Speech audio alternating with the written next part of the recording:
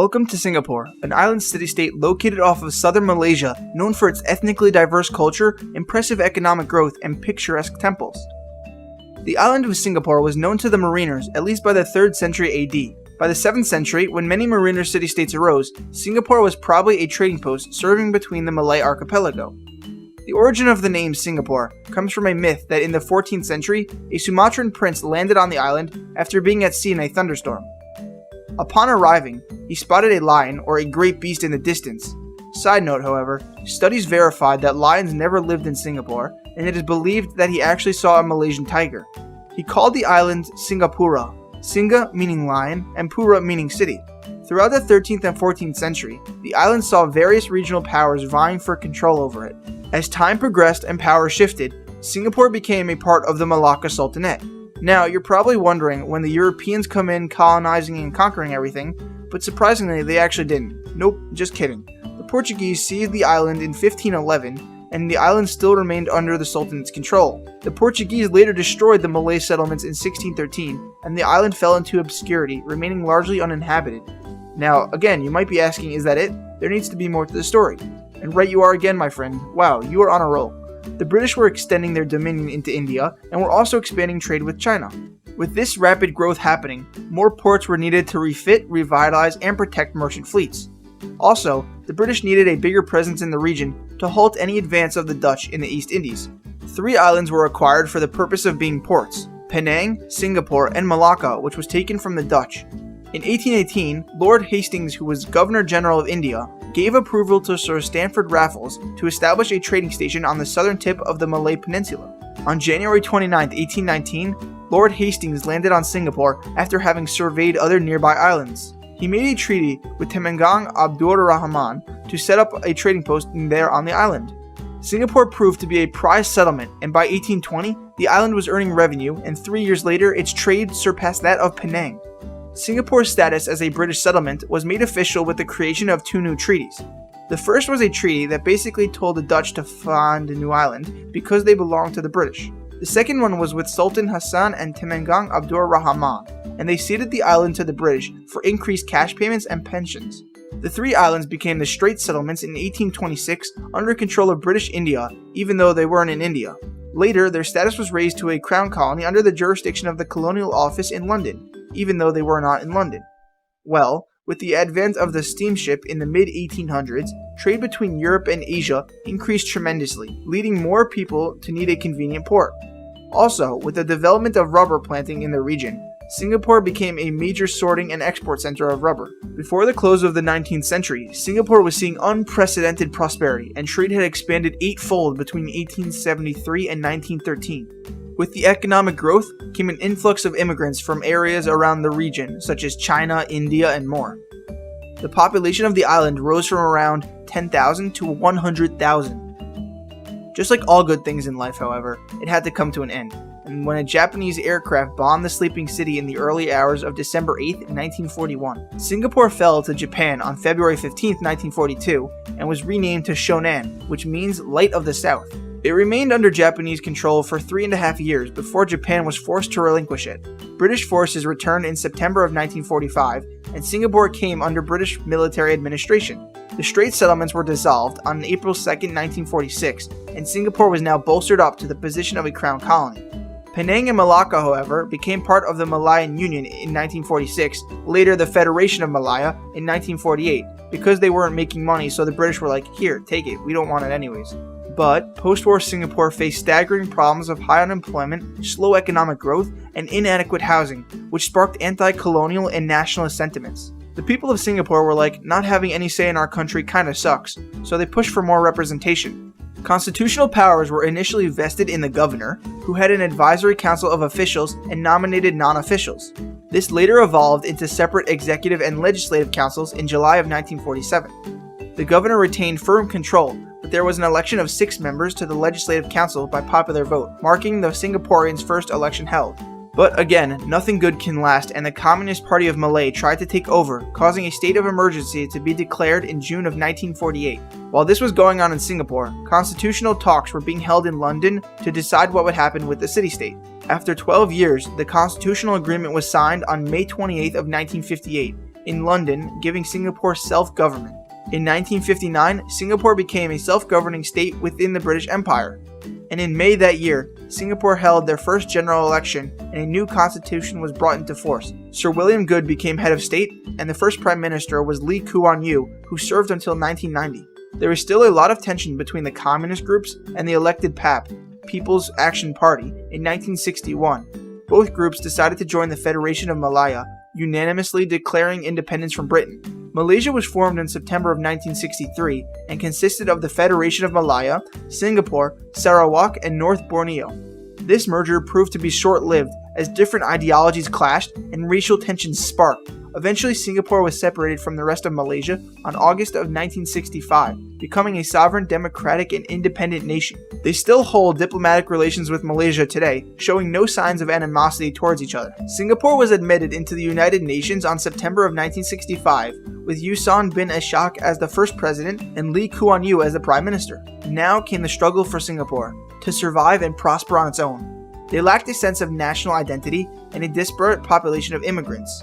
The plan was to take advantage of the strategic location and favorable world economy, and by 1972, a quarter of Singapore's manufacturing firms were either foreign-owned or joint venture companies, with the US and Japan being major investors. Singapore saw immense growth as they fostered new economic relations with other countries, opening new jobs and more government-funded projects.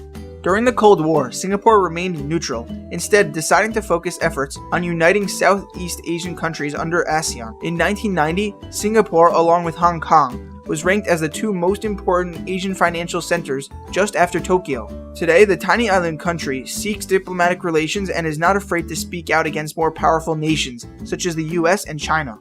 With such a short history, the island still has much to learn, but Singapore has accomplished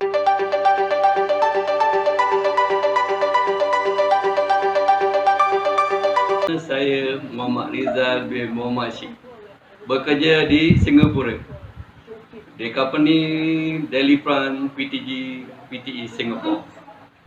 Bekerja sebagai assistant manager. Assistant manager tu di F&B lah, kira restoran di Singapura. Bekerja selama start kerja di sana 2008 hinggalah sekarang. Bermula di bawah level sebagai kitchen crew dan pembantu kitchen juga. Dan apa seterusnya dia akan jadi promote jadi shift leader, kitchen, kira chef kitchen, sekarang jadi assistant manager.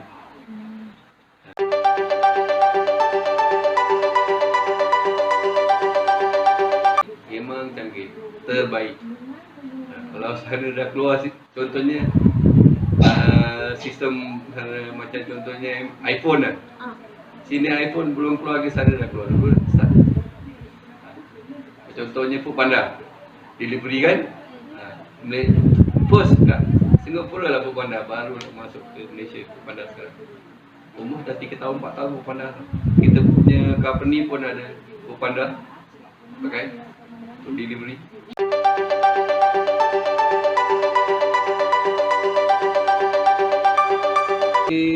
Cuaca tak ada masalah, tempat pun tak ada masalah, cuma keadaan customer. Kita kena hari-hari dengan customer. Pengalaman bagi saya, pernah customer marah saya depan orang ramai, dan macam-macam lagi lah. Itu yang kira tak pernah saya boleh lupakan. Pada satu hari tu customer ingin memukul saya, tapi saya relax je. Dah pasal apa, saya sebagai pekerja kena relax, cool. Customer is right, by right, customer not right.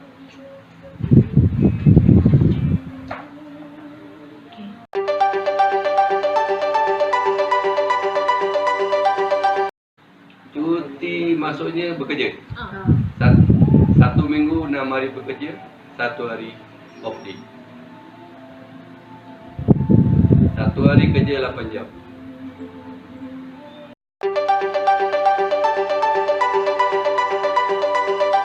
Cuti tahunan 1 tahun 8 hari. dia akan bring forward.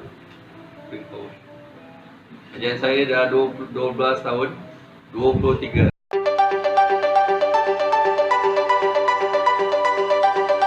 Bangun pagi, kalau kerja saya kerja 2 shift. Ada pagi dan ada petang. Kalau kerja pagi, saya kena bangun pagi 3:30 pagi. Pukul 4 saya akan keluar untuk menempuhi jam. Dan kalau petang agak slow sikit lah. Tetapi balik pula 2 atau 3 jam kena jam juga.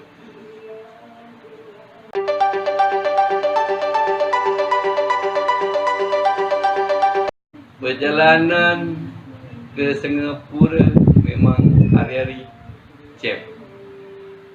Perjalanan cuma 2 jam sepatutnya perjalanan. Saya kena tempuh satu hari 4 jam. Tak kira hujan, ke ribut, panas, kena juga. Patah kata orang muda sekarang, jiwa mesti mau kental. Itulah dia kerja Singapura.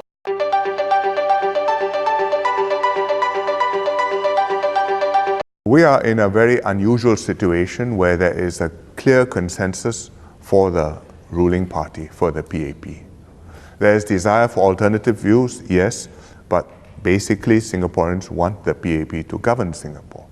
And if you ask the opposition parties, whether it's the Workers' Party or SDP, nobody says, vote for me, I will form the government, I will be the Prime Minister, I will run this place better. Nobody.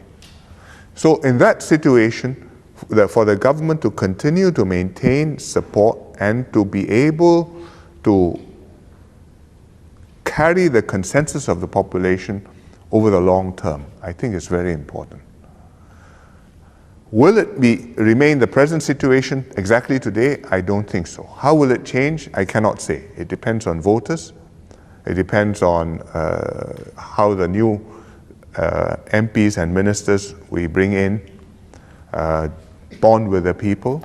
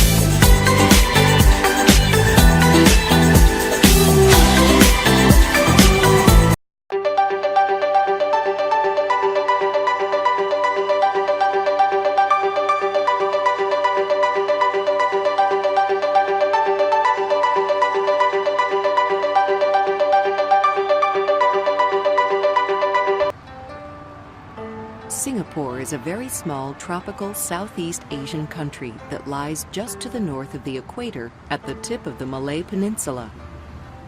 Since the majority of Singapore consists of the large cities seen here, it is often referred to as a city-state. Singapore is bordered to the northeast and west by the nation of Malaysia. The Strait of Singapore lies to its south, and beyond it are some islands belonging to the country of Indonesia.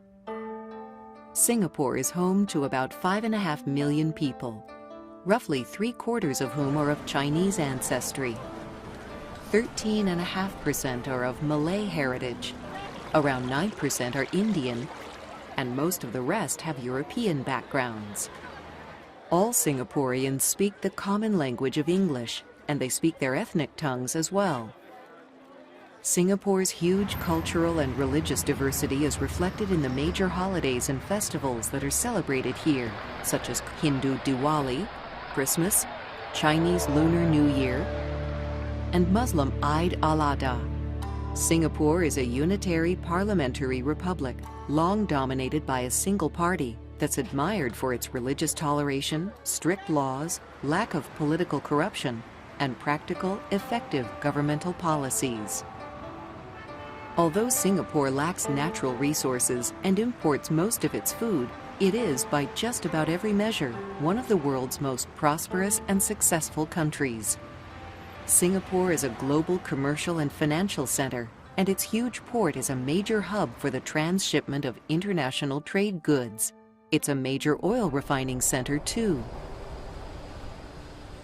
Singapore is a very high-income country with an average per capita gross domestic product that generally runs about 40% higher than that of the USA. 9 out of 10 Singaporeans own their own homes. Singapore frequently outperforms all other countries in student academic achievement and public safety. And in addition, around 10% of the land of Singapore consists of publicly owned parks and green spaces.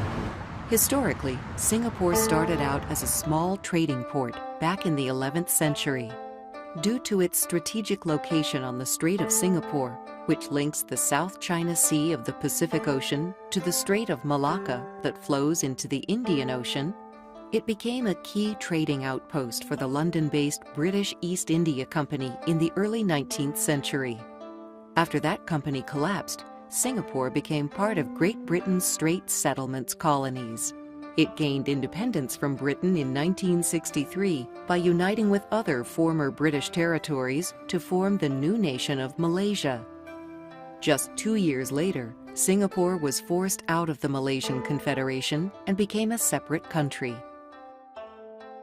Singapore's subsequent rapid growth and development was shaped by the incredible vision of one man, Lee Kuan Yew, who is considered to be the father of the country and who served as its prime minister for 3 decades. Geographically, the territory of Singapore consists mainly of low-lying flat land with one high hill. Originally, its shoreline was dotted with swamps and mangroves, and some of these still remain today. Since the 1960s, the country has increased its territory by nearly 20% to a total of about 277 square miles. It's done this by excavating soil and rocks from its interior lands and from other countries, then dumping the materials into the water along its shoreline to create new land. Singapore has a tropical rainforest climate with high humidity and nearly daily rainfall that averages around 92 inches each year. Its typical high temperature is 95 degrees Fahrenheit, and its typical low is 72.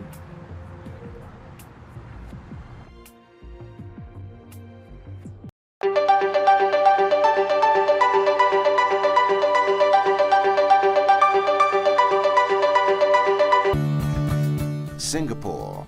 Over 1 million migrant workers like you have come here to live and work happily.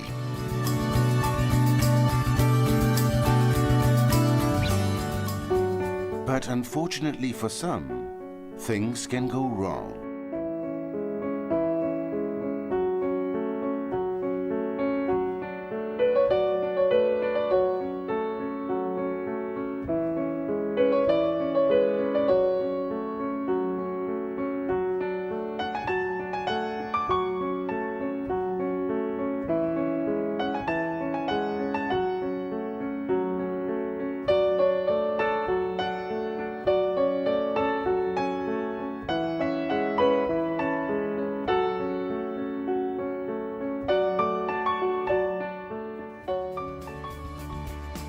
Protect yourself. Take note of the key messages in this video before you come to Singapore. Payment of fees to your home country agent. Beware not to overpay your home country agent.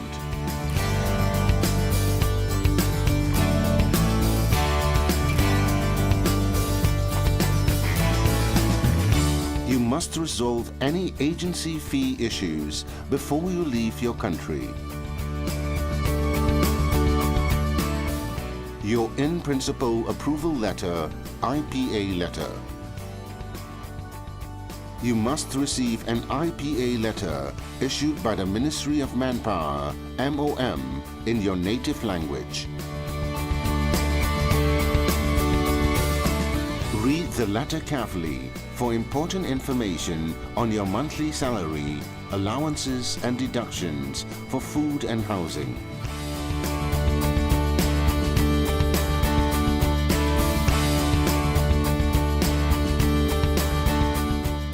Ask your employer for additional details on your job, such as the number of leave days and working hours when you are in Singapore.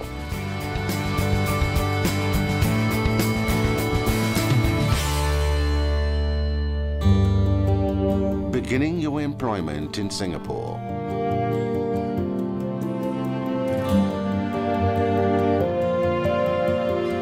Payment of agency fees to your Singapore agent.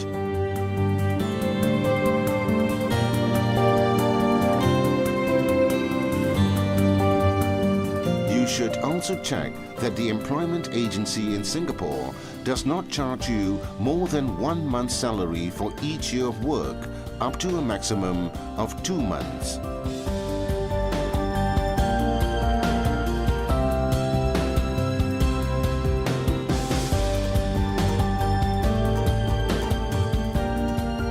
You must get a receipt for any payment to your employment agent in Singapore.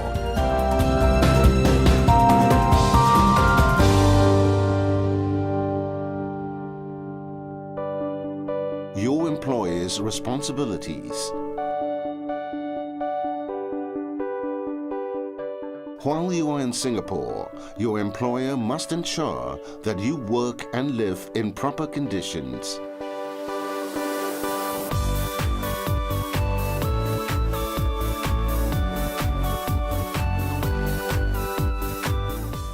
Your salary payment.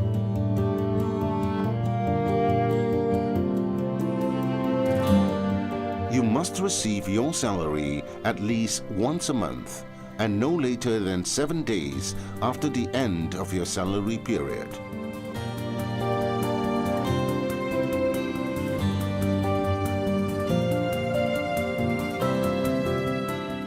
A lot of workers have been cheated as they did not receive their salaries after signing blank salary vouchers.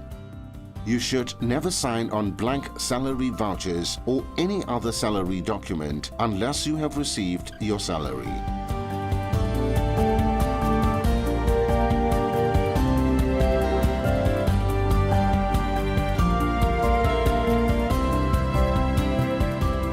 You must also be paid for overtime, work on rest days, and public holidays.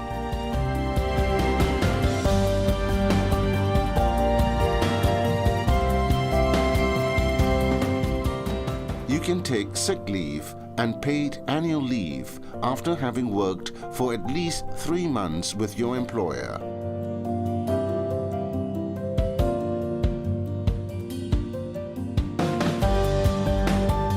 Work injury compensation and medical treatment.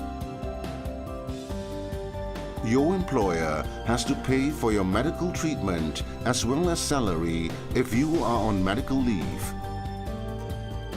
If you wish to be compensated for an injury at work, you can report to MOM and they will assist you. You do not need to engage a lawyer.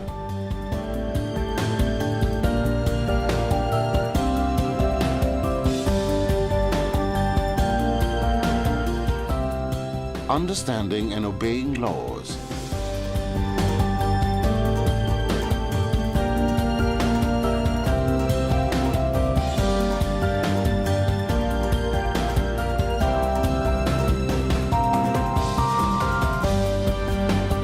Please do not take matters into your own hands. Obey the law at all times.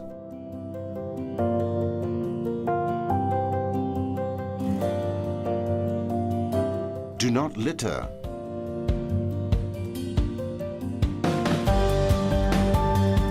Do not smoke in certain public areas such as bus stops. Do not fight.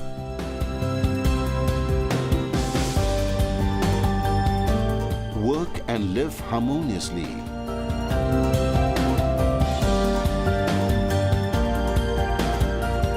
If you break the law, your employment could be terminated.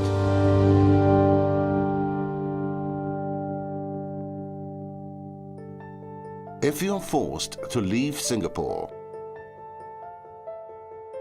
your employer cannot force you to go home without resolving outstanding employment claims such as payment of salary or medical expenses.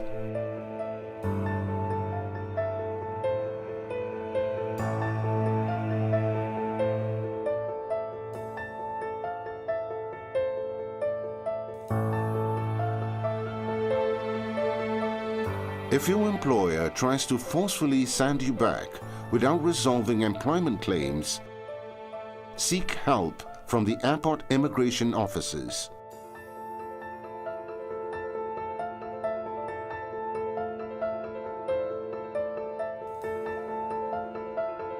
Going home. You must be aware that your employment can end earlier than the duration stated on your work permit card. This is as long as your employer informs you based on the notice period or pays your salary in place of the notice.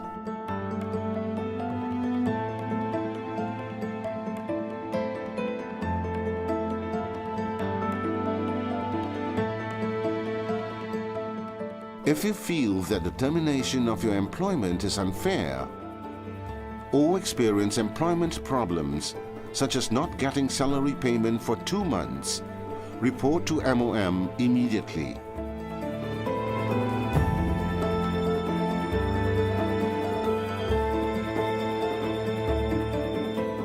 Do not be afraid, as your employer does not have the power to stop you from returning to Singapore to work.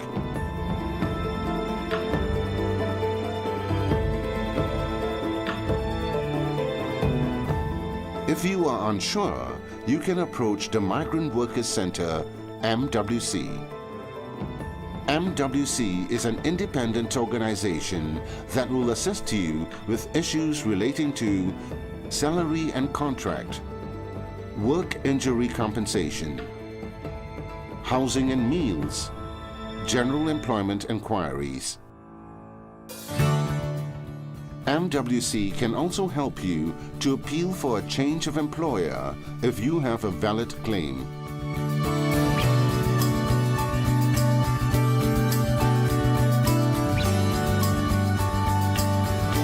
Getting more information on your employment in Singapore. Before you begin your employment in Singapore, please download and read the pre-departure materials from MOM's website. The materials contain additional information on preparing for employment in Singapore.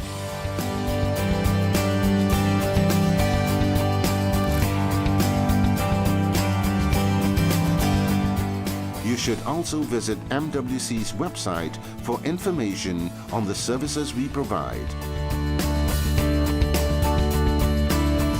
such as conducting regular activities, courses, and events, providing free legal advice, as well as free meals for migrant workers in need. Come to us, we can help you. You are not alone when you face employment issues in Singapore. There is no need to navigate the rules and regulations on your own. The Migrant Workers Center will help explain everything to you in your native language and hold your hand through the resolution of your dispute, up till the case is concluded. You must remember the important points that you saw earlier.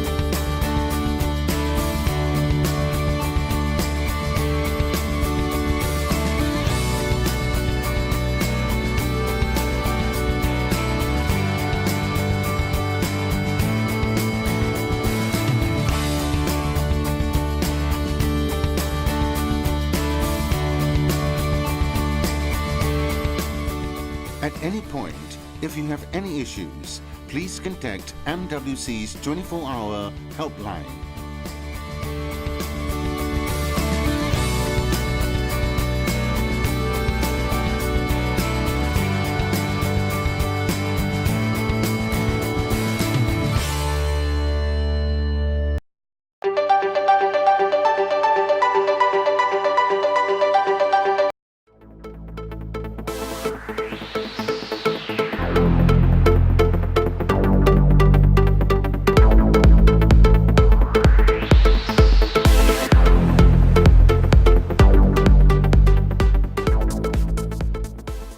Singapore is top financial center in Asia Pacific region. It is hub of all multinational corporations, which are always in search of potential candidates. Here we will go through well-paid, high-demand jobs. If you are a job seeker, it will give better idea of job market. Statistics here are gathered from our clients and recruitment experts.